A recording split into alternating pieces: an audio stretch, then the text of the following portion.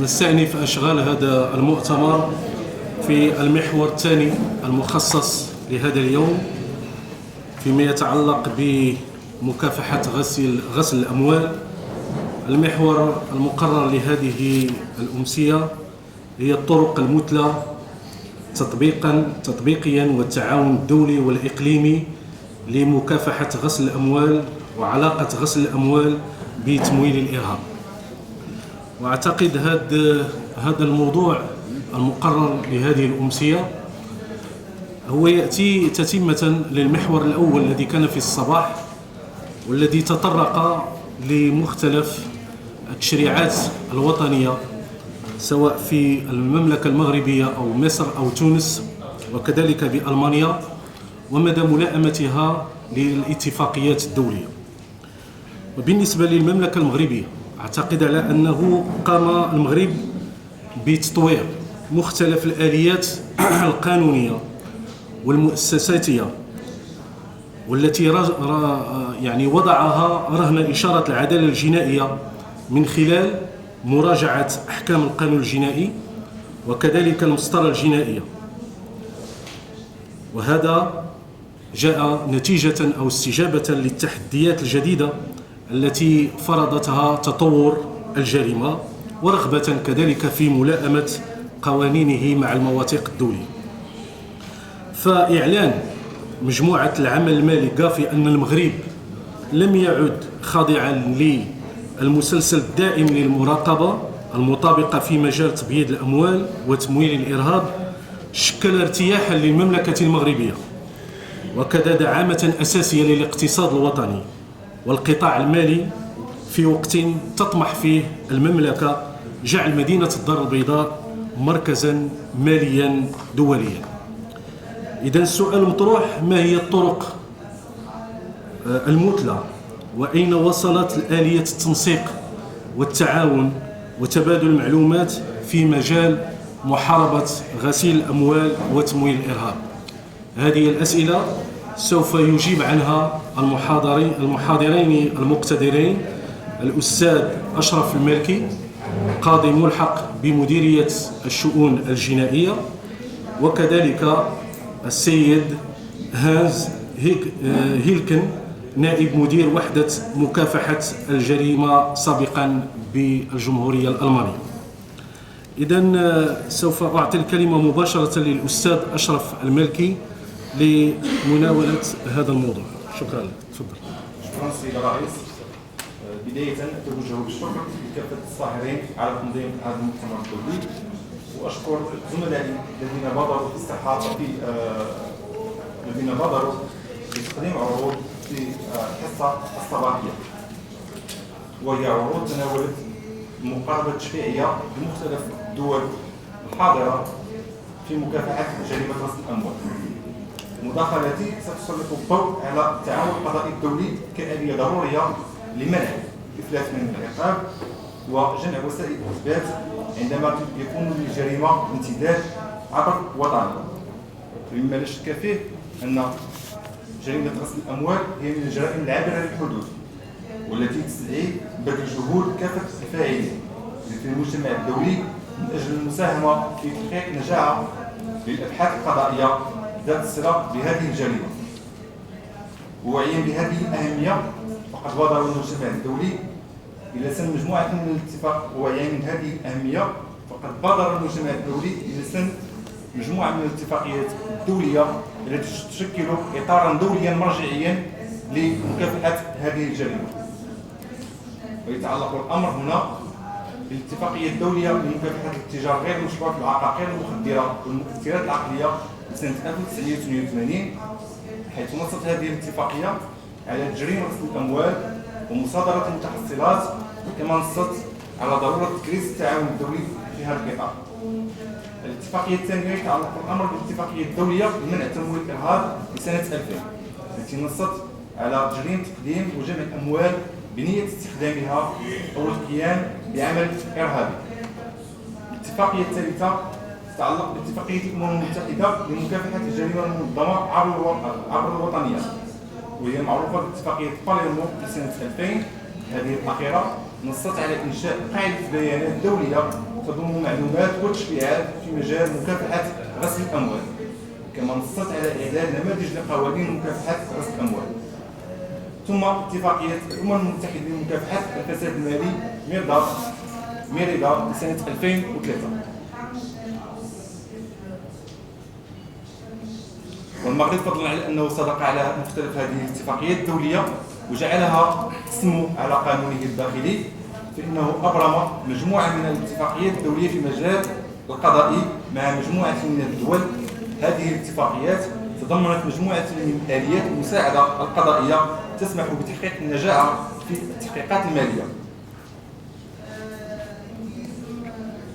وسنتناول فيما يلي أهم آليات التعاون القضائي المنصوص عليها سواء في قانون المسطرة الجنائية أو اتفاقيات التعاون القضائي التي أبرمها المغرب مع العديد من الدول في الميدان الجنائي، مع التركيز على الآليات الأكثر ملائمة مع طبيعة الأبحاث والتحقيقات في جرائم غسل الأموال، على أن نخصص النقطة الثانية بنموذج تطبيقي للتعاون القضائي. وعليه فإن النقطة الأولى سأعرض فيها لأهم آليات التعاون القضائي الدولي والتي تعتبر أكثر ملائمة مع التحقيقات المالية، يتعلق الأمر بالإنابات القضائية في مجال غسل الأموال، الشكاية الرسمية. ثم هناك مجالات خاصة للتعاون القضائي في مكافحة غسل الأموال، ويتعلق الأمر بمقتضيات المادة 31 من القانون رقم 0543 المتعلق بمكافحة غسل الأموال، والتي نصت على المصادرة والتجميد كإجراءين من إجراءات التعاون القضائي الدولي. أشكال التعاون القضائي: الإنابة القضائية.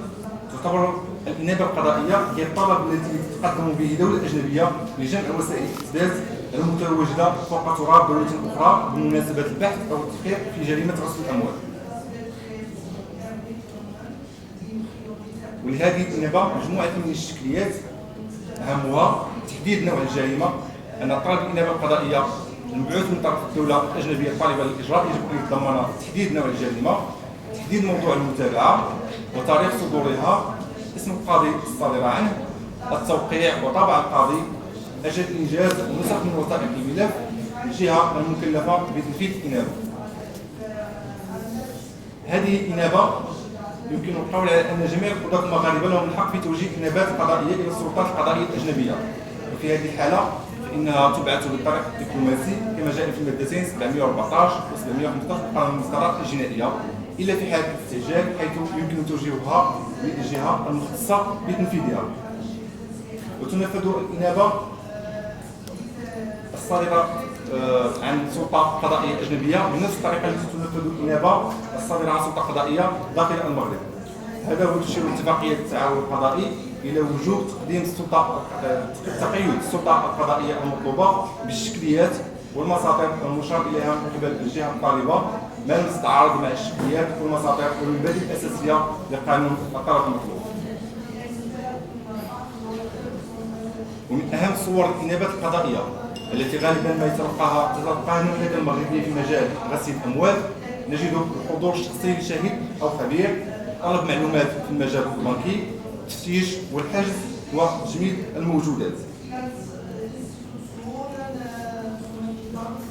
بالنسبة للحضور الشخصي لشاهد أو خبير، يمكن طلب الحضور الشخصي لشاهد أو خبير أمام السلطات القضائية الأجنبية لتلقي تصريحاته بخصوص قضية جنائية تتعلق بتمويل الإرهاب أو غسل الأموال، كأن يطلب الاستماع لمدير مؤسسة بنكية أو المكلف بالعلاقات مع الزبناء أو الخبير الذي أنجز الخبرة الحسابية على الممتلكات لتلقي التوضيحات.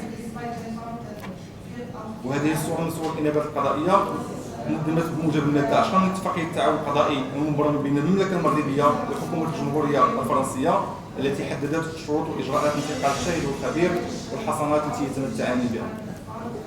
نفس المقتضى جاء في اتفاقية التعاون القضائي المبرم مع المملكة الإسبانية. كذلك يمكن للطرف الطالب للسلطة الأجنبية الاكتفاء بطلب الاستماع للشاهد في دولته، وهنا نشير إلى أن مشروع قانون المسطرة الجنائية قام بإقحام تقنية المحاضرة المسجلة فيديو كونفرنس، وهي التقنية ستمكن من تفادي انتقال الشهود للخارج وحمايتهم. الصورة الثانية من صور الإنابة القضائية يتعلق الأمر بطلب المعلومات في المجال البنكي. حيث يمكن هذا الإجراء من منح جميع المعلومات المتعلقة بالحسابات كيفما كان نوعها والممسوكة والمراقبة لدى أي بنك يوجد فوق إقليم دولة أخرى. كذلك يمكن هذا الإجراء من منح جميع المعلومات المتعلقة بالحسابات البنكية والعمليات البنكية المنجزة خلال مدة معينة على حساب أو عدة حسابات محددة في الطلب، بما في ذلك المعلومات المتعلقة بأي حساب مصدر أو متلقي. كذلك يمكن هذا الطلب من تتبع الطرف المطلوب خلال مدة معينة العمليات البنكية المنجزة على حساب أو عدة حسابات محددة في الطلب، ويتم منح هذه المعلومات حتى لو كانت الحسابات ممسوكة من قبل وحدات تعمل على شكل بنوك أو صناديق ائتمان أو أي آلية أخرى لتدبير الممتلكات. وفي هذا الإطار نجد أن الاتفاقيات التي أبرمها المغرب، اتفاقية التعاون القضائي الثنائية، كلها نصت على أنه لا يمكن إثارة السر البنكي كسبب لرفض أي تعاون قضائي يتعلق بطلب المساعدة القضائية. الصورة الثالثة من صور الإنابة القضائية التي غالبا تتلقاها المملكة المغربية في مجال مكافحة غسل الأموال يتعلق الأمر بطلبات التفتيش والحجز وتجميد الموجودات، حيث يمكن طلب تفتيش مكان معين في دولة أجنبية للبحث عن وسائل الإثبات، وهي آلية تسمح بضبط الأموال المخبأة، كما يمكن للدولة الطالبة أن تلتمس توجيه وسائل الإثبات المحجوزة لها. هذا وتنص اتفاقيات القضائية الثنائية على أن يتم إجراء هذا التفتيش وفقا للتشريع الوطني لدولة التنفيذ. هنا لا بد من الإشارة إلى أن طلب الإنابة القضائية يجب أن يتضمن وبدقة تحديد أماكن التفتيش وكذا الوسائل المبحوث عنها.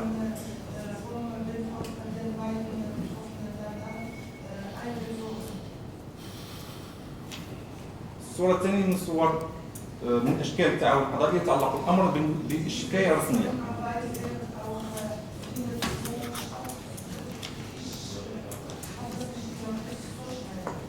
ومن المعلوم أن الشكاية الرسمية تخضع لأحكام المادتين 748 و 749 من قانون المسطرة الجنائية. كذلك فإن هذه الشكاية الرسمية مقدمة في الاتفاقيات القضائية الثنائية التي صدق عليها المغرب في مجال التعاون القضائي في المادة الجنائية. من المبادئ المستقر عليها في مسطرة تسليم المجرمين أن الدولة المطلوبة لا تسمح بتسليم مواطنيها الذين يرتكبون جريمة تدخل ضمن اختصاص محاكم الدولة الأصل، وهو مبدأ تبنته العديد من الدول رغبة منها في توفير الحماية الضرورية لمواطنيها، باعتبار أن تسليم رعاياها فيه ضرر لهم ويمس سيادة الدولة واستقلالها. والشكاية الرسمية كإجراء مسطري يمكن إجراؤه في حالتين. الحالة الأولى عندما يكون المغرب هو الذي تقدم بالشكاية الرسمية، وذلك في الحالة التي يرتكب فيها أجنبي جريمة بالأراضي المغربية وكان من مواطني دولة لا يسمح تشريعها بتسليم مواطنيها، فإنه يمكن للسلطات المغربية عند لجوء مرتكب الجريمة إلى وطنه أن تقوم بإبلاغ دولته بما ارتكبه من أفعال ليتم متابعته ومحاكمته. أما الصورة الثانية فهي التي يتوصل فيها المغرب بالشكاية الرسمية من دولة أجنبية ليتابع بالمغرب المواطن المغربي الذي يرتكب جريمة بالخارج أو داخل المملكة وتدخل ضمن الاختصاص القضائي للدولة مقدمة الشكاية الرسمية، حيث لا يتم تسليمه لتلك الدولة الأجنبية اعتبارا لجنسيته ويحاكم وفقا لأحكام التشريع المغربي. بالنسبة للمجالات الخاصة للتعاون القضائي في مكافحة غسيل الأموال، فهذه المجالات تم التنصيص عليها بمقتضى المادتين 595 6 من قانون المسطرة الجنائية والمادة 31 من قانون رقم 05 43 المتعلق بمكافحة غسيل الأموال. ويتعلق الأمر بالبحث والتعريف فيما يتعلق بعائد إحدى جرائم تمويل الأموال أو تمويل الإرهاب أو غسل الأموال والممتلكات التي كانت معدة لاستخدامها في ارتكاب هذه الجريمة أو كل ممتلك تطابق قيمته العائدة منها. الصورة الثانية من صور التعاون الخاص المنصوص عليه في المادة 31 من قانون مكافحة غسل الأموال تتعلق بتجميد الممتلكات وحجزها. والصورة الثالثة تتعلق باتخاذ الإجراءات التحفظية بشأن الممتلكات المذكورة. وهنا نشير إلى أن التعاون القضائي الخاص تحكم مجموعة من الضوابط حيث يجوز يمكن للوكيل العام للملك رفض طلب التعاون إذا كان يشتري المساس بسيادة الدولة أو أمنها أو مصالحها الأساسية أو النظام العام، وفي حالة صدور مقرر قضائي نهائي في التراب الوطني بشأن الأفعال موضوع الطلب، أو إذا تعلق الأمر بتنفيذ مقرر قضائي أجنبي صدر وفقا لشروط لا توفر ضمان كافية لحماية حقوق الدفاع، أو كانت الأفعال المقدم على أساسها الطلب لا علاقة لها بغسل الأموال. ويتقيد تنفيذ طلب الحجز والتجويد والمصادرة بما يلي: ترخيص من الوكيل العام للملك، وجود تعلق الأمر بممتلك استخدم وكان معدل للاستخدام في ارتكاب الجريمة ويوجد بالتراب الوطني، أو أن يدفع إلى الالتزام بدفع مبلغ نقدي مطابق لقيمة الممتلك المذكور. ثانيا، أن يكون مقرر القضاء الأجنبي نهائيا وقابلا للتنفيذ وفقا لقانون الدولة الطالبة. ثالثا، أن تكون الممتلكات قابلة للتجميد أو الحجز أو المصادرة في ظروف مماثلة حسب التشريع المغربي. بالنسبة لآثار التعاون القضائي الدولي في المجالات الخاصة، فيما يخص المصادرة يترتب عنها الترخيص بالمصادرة من طرف الوكيل العام للملك نقل ملكية الممتلكات المصادرة إلى الدولة المغربية، ما عدا إذا تم الاتفاق على خلاف ذلك مع الدولة الطالبة أو في إطار اتفاقية دولية أو على أساس المعاملة بالمثل، حيث أنه في هذا الإطار مجموعة من الدول في المغرب هناك اتفاقية محددة تسمح بتوزيع عائد المصادرة ما بين المغرب والدولة الطالبة، إلا أنه هناك مجموعة من المطالبات خاصة من الجهات الفرنسية على أساس أن يتم تحديد نسب معينة لتوزيع الأموال المتحصلة من هذه الجرائم ما بين الحكومتين. بخصوص الحجز، يترتب عن الترخيص بالمصادرة من طرف الوكيل العام للملك عقل الأموال موضوع القرار ومنع التصرف فيها طيلة مدة سنوين فعول قرار الحجز أو التجميد. في النقطة الثانية، أعرض لمثال تطبيقي على المساعدة القضائية ما بين المملكة المغربية وهولندا، دولة هولندا، حيث أنه في هولندا في إطار تفتيش منزل ومحلين تجاريين لمتهم بغسل الأموال تم العثور على بطاقة بنكية لبنك بيان سور، وعلى تلك البطاقة يوجد اسم مدير الوكالة البنكية، كما تم حجز هاتفين محمول وهاتفين. بعد فحص هذه المعلومات المتواجدة بهذه المحمول والهاتفين تبين وجود اسم سفيان الزويدي. البحث الذي انجزته الضبطه القضائيه الهولنديه تبين لها ان هذا الاخير يعمل كمهندس معماري بمدينه مراكش الى مؤسسه عقاريه بالمغرب، وقد حولت له مجموعه من المبالغ الماليه عبر مؤسستي وسترن يونيون وسوري تشانج. بناء على هذه المعلومات التي تم التوصل اليها فوق الاراضي الهولنديه، بادرت السلطه القضائيه الهولنديه الى تقديم نيابه قضائيه للمغرب للحصول على مجموعه من المعلومات. هذه المعلومات هي كالتالي: طلبت الحصول على كشوفات الحسابات البنكيه للمتهم انطلاقا من البطاقه البنكيه المحجوزه بمحله، طلبت الحصول على الوثائق البنكيه الاخرى مثل استمارات فتح الحساب والتي تكون ممسوكه من قبل البنك، ومسودات المكالمات التي تكون هي الاخرى ممسوكه من قبل البنك. كذلك طلبت السلطات القضائيه الهولنديه القيام بالبحث حول الاشخاص المستفيدين من التحويلات المتعلقه بالشيكات، اي شيك صدر يتعلق بهذا الحساب طلبت معرفه الاشخاص المستفيدين منه. كذلك طلبت استنطاق الاشخاص المستفيدين من تلك الشيكات او التحويلات كشهود لمعرفه سبب الحصول على تلك التحويلات. من بين ما طلبت به ايضا القيام بالبحث حول تسلسل ارقام الشيكات والاماكن التي تم الاداء بها والاشخاص المستفيدين منها. كذلك طلبت باستنطاق مدير الوكاله البنكيه كشاهد، والقيام بالبحث لدى مؤسستي وسترن يونيون وسوري تشانج حول التحويلات الماليه التي قام بها او استفاد منها المتهم او زوجه او افراد عائلته او اخرين. كذلك هذه السلطات القضائيه الهولنديه طلبت القيام بالبحث حول امتلاك المتهم لشركات او مقاولات، وفي حال الإيجاب هل هناك حسابات بنكية لهذه الشركات وتحديد رقم معاملاتها ودخلها السنوي.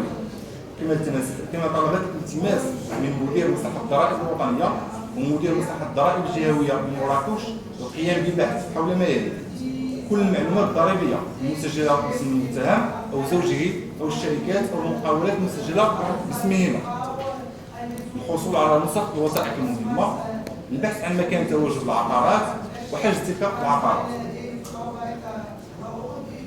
كذلك طلبت معرفة تحديد الطريقة التي تم بها امتلاك العقارات، والطريقة التي تم بها تمويل هذه العقارات وأثمنة الشراء، وتحديد الأملاك العقارية المسجلة باسم عائلة المتهم، والاستماع للمسمى سفيان الزويدني الذي سبق أن أشرت إليه أثناء عملية الحجز كونه تم العثور على اسمه في الهاتف. طلبت الاستماع إليه كشهيد. كذلك طلبت القيام ببحث حول أصحاب بعض الأرقام الهاتفية والاستماع إليهم كشهود.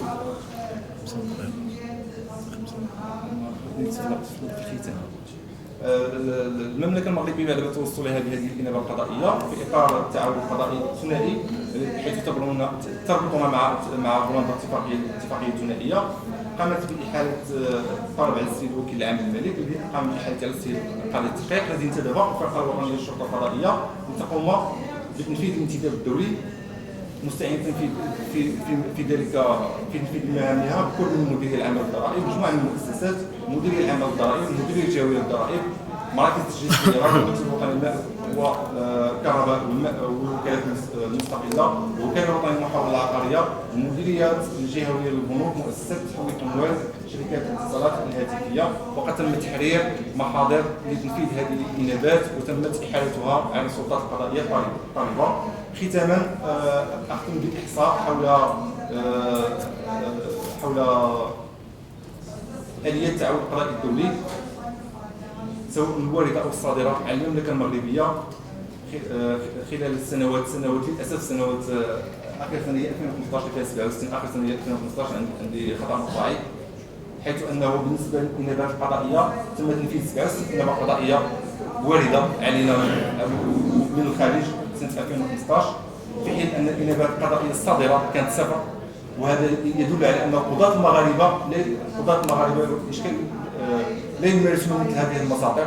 غالبا نحن قسم التعاون القضائي وزارة العدل غالبا ما نلاحظ على أن المغرب هو جهة مستوردة للإنابات القضائية والتعاون القضائي الدولي. غالبا نحن ما ننفذ ما يطلبون منا السلطات القضائية الأجنبية، في حين أنه قلة منهم القضاة المغاربة الذين يقومون بسلوك هذه المساطر.